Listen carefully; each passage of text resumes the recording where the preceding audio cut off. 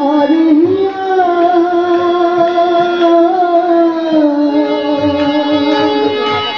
চন্দনেরি পোতায়া দিও পড়াইয়া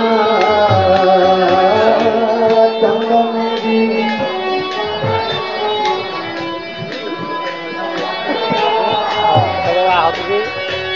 সেদিন তোমরা যতই ডাকো না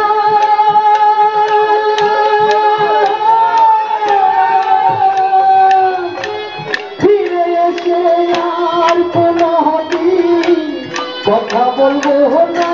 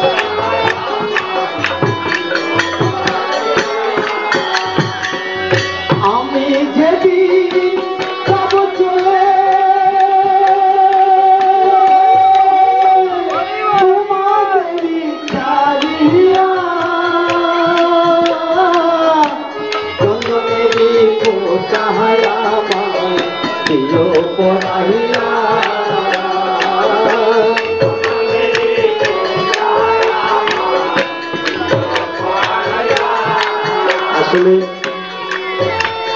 সবাই আমরা দেখি এই কিছুদিনের জন্য আমরা দুনিয়া আসছিলাম আমাদের যে চন্দনের ফোঁটা কপালে দিয়ে আজকে আমরা সাধুর সঙ্গ করছি সেই চন্দনের ফোঁটা দিয়ে ভগবানে চলে যেতে হবে। আজকেও যেমন চন্দন লাগে যেতেও তেমন চন্দনে লাগে। এই চন্দন এই কলিজীবের জন্য যুগ যুগ যোগান করে আসছে। এই প্রাণ পাখি যখন চলে যাবে তখন ভাই বলো বন্ধু বলো ঘরের থেকে বাড়ি করার জন্য পাগল হয়ে যাবে।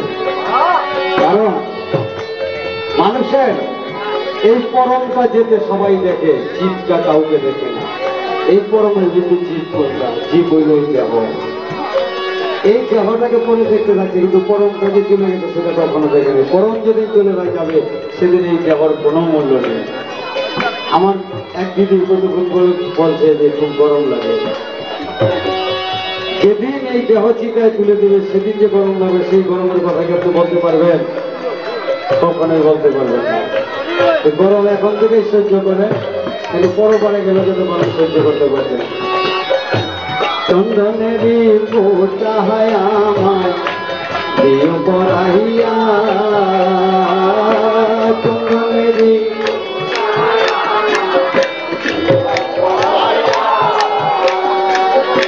স্ত্রী পুত্র সোনার গহনা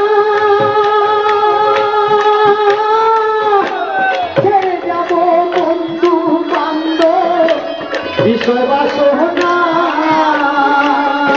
স্ত্রী পুত্র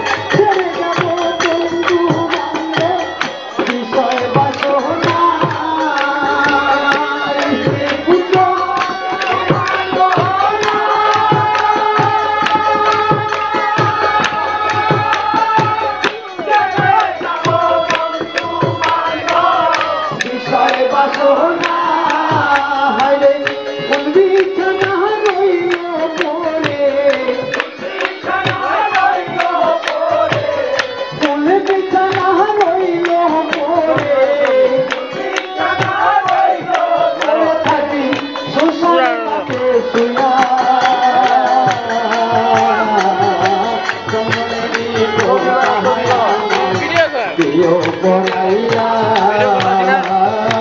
চন্দনেরি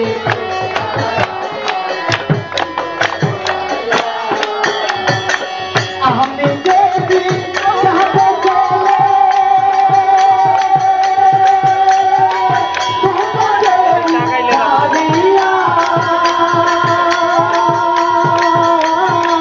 চন্দনেরি কোথায় আমায় প্রিয় পড়াইয়া চন্দনেরি কোথায় আমায় প্রিয় পড়াইয়া চন্দনেরি কোথায় আমায় প্রিয় পড়াইয়া